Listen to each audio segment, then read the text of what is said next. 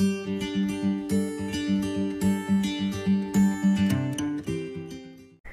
Everyone, life line academy में आपका स्वागत है।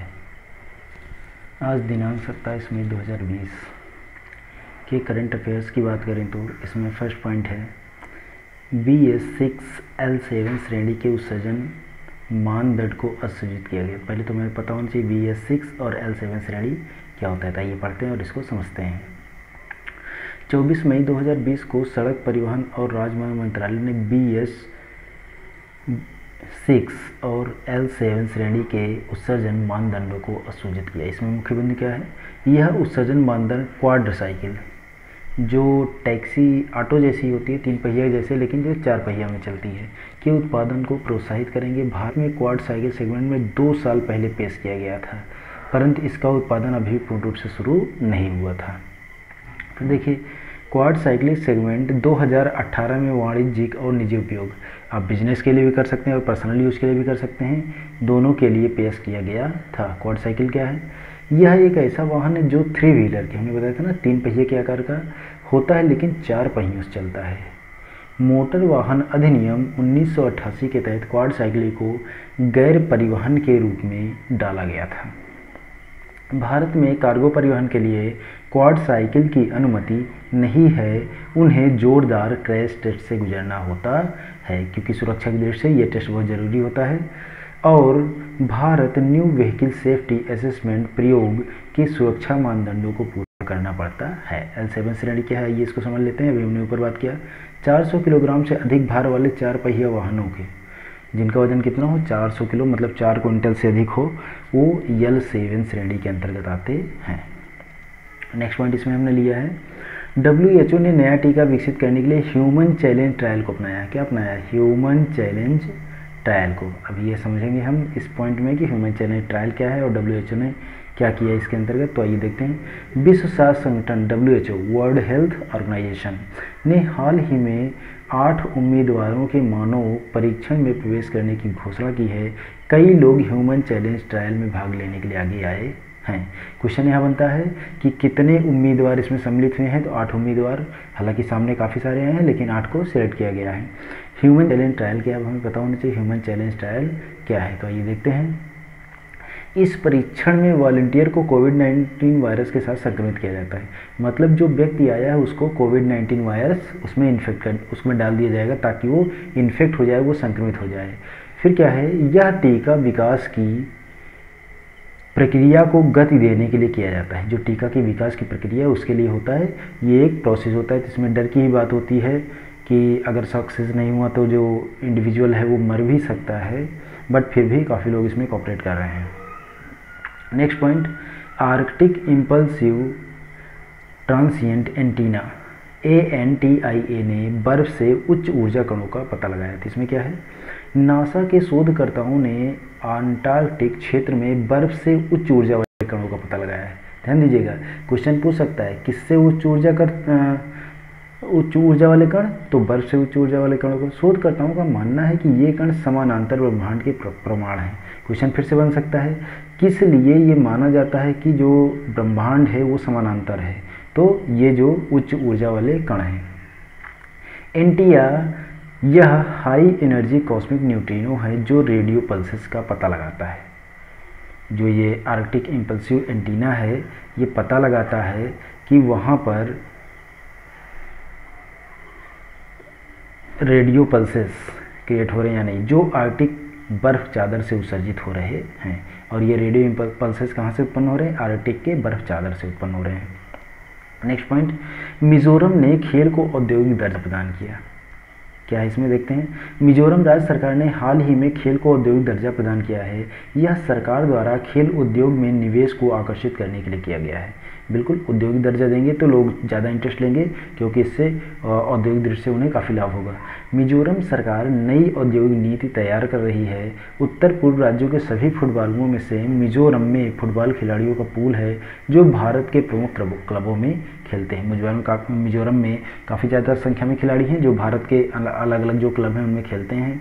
राज्य में हॉकी और भारोत्तोलन में भी बहुत अच्छा प्रदर्शन किया है। जो हॉकी है और भारोत्तोलन जो वेट लिफ्टिंग होता है उसमें भी काफ़ी बेहतर प्रदर्शन कर रहे हैं। फिर क्या है, इन खेलों के अतिरिक्त मिजोरम में कुश्ती और अन्य स्वदेशी खेल जैसे कलछेदकल, इनसुकनावरा, इनरपाथाई आदि के लिए जाना जाता है। वहाँ के लोकल खेल हैं ये।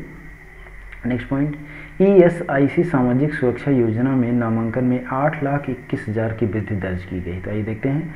21 मई 2020 को कर्मचारी राज्य बीमा निगम ESIC फुल फॉर्म देखिएगा, कर्मचारी राज्य बीमा निगम का पेरोल डेटा जारी किया गया है। इन आंकड़ों में कहा गया है कि लगभग 8,21,000 नए सदस्य ESIC सामाजिक सुरक्षा योजना में शामिल हुए हैं। इस डेटा को राष्ट्रीय सांख्यिकी कार्यालय NSO द्वारा जारी किया गया था। किसने जारी किया है?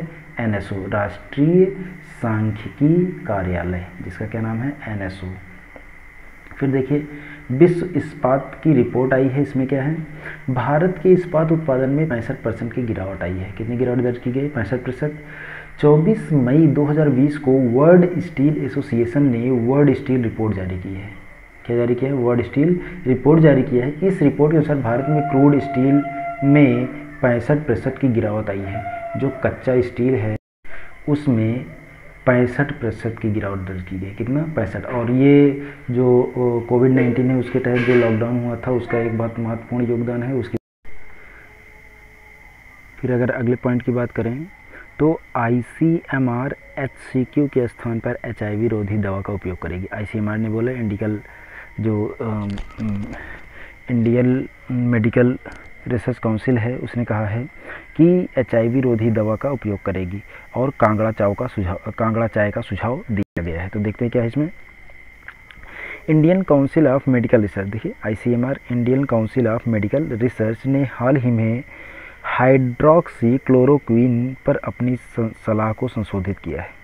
अब परिषद HIV रोधी दवाओं का उपयोग पर विचार कर रही। टास्क फोर्स द्वारा HCQ हाइड्रोक्सी क्लोरोक्विन क्वीन के उपयोग के आकलन के अनुसार कोविड-19 खिलाफ काम करने वाले फ्रंट लाइन वर्कर्स में मतली, पेट दर्द, उल्टी जैसे दुष्प्रभावों का सामना करना पड़ रहा है। जिसको दिया जा रहा है HCQ हाइड्रोक्सी क्लोरोक्विन, उनमें ये समस्याएं आ रही हैं। कौन कौन सी? मतली आना, पेट दर्द, उल्टी। तो इसलिए इसको रोक करके उन्होंने नया उपयोग किया है। HCQ के बदलने के लिए anti-HIV दवाओं की सिफारिश की जा रही है, जो HIV रोग के लिए, रोकथाम के लिए है। इन दवाओं के अलावा कांगड़ा चाय का भी सुझाव दिया गया। कांगड़ा एक विशेष प्रकार की चाय है। कांगड़ा चाय हिमाचल प्रदेश के कांगड़ा जिले में एक चाय की किस्म है जिसका कि उपयोग इसमें करने के लिए कहा गया है। कुछ छोटे छोटे पॉइंट्स हमने लिए हैं राष्ट्रीय करंट अफेयर्स में। देखिए, फर्स्ट पॉइंट इसमें है, भारतीय वायुसेना अपने स्क्वाड्रन नंबर 18 फ्लाइंग बुलेट्स को लॉन्च करेगी। इसे कोयम्बटूर पर सुलेर बेस पर LCA तेजस के बेड़े के साथ तैनात किया जाएगा। तो भारतीय वायुसेना जो है स्क्वाड्रन 18 फ्लाइंग बुलेट्स को लॉन्च करने वाली है और इसे कहाँ शामिल किया जाएगा? सुलूर बेस की LCA तेजस के साथ शामिल किया जाएगा। अंतर्राष्ट्रीय करंट अफेयर्स की अगर बात करें, जापान के PM शिंजो अबे ने पूरे देश में कोरोना वायरस आपातकाल हटाया। जब कोरोना वायरस वहाँ चरम पर था तो वहाँ के जो PM हैं शिंजो अबे जी ने, उन्होंने आपातकाल की घोषणा की थी, तो अब उसको क्या किया है? हटा लिया है। नेक्स्ट पॉइंट, 25 मई को अफ्रीका दिवस मनाया गया। 1963 में अफ्रीकी एकता संगठन अफ्रीकी संघ का स्थापना दिवस के अवसर पर अफ्रीकी दिवस मनाया जाता है। तो 1963 में इसी तारीख को इस संघ की स्थापना हुई थी, एकता संगठन की, उसी के अवसर पर मनाया जाता है। नेक्स्ट पॉइंट है, 25 मई को विश्व थायराइड दिवस मनाया था। याद कीजिए, लास्ट टाइम के हमारा जो लेक्चर है उसमें हमने बात किया था इस बारे में। 25 मई को थायराइड दिवस, जो थायराइड ग्रंथि है उससे जो रोग हैं उसके बारे में जानकारी प्राप्त होती है। बलबीर सिंह, देखते हैं कौन है। हॉकी के दिग्गज खिलाड़ी बलबीर सिंह देशांश का 95 साल की उम्र में निधन हो गया। कितने साल में? 95। वे 1948 लंदन, 1952 हेलसिंकी, 1952 मेलबर्न में ओलंपिक स्वर्ण पदक विजेता टीमों के सदस्य थे। बहुत ही बड़ी बात है। ओलंपिक पुरुष हॉकी फाइनल में एक व्यक्ति द्वारा सर्वाधिक गोल करने का रिकॉर्ड उनके नाम है। सन 1952 के ओलंपिक फाइनल में हॉलैंड पर भारत की 6-1 जीत में उन्होंने 5 गोल किया था। क्या बात है, बहुत ही बड़ी अचीवमेंट उन्होंने हासिल किया था। आज के लिए करंट अफेयर्स इतना ही। लगातार अपडेट से जुड़े रहने के लिए चैनल को सब्सक्राइब कर बेल आइकन की बटन दबाएं। धन्यवाद।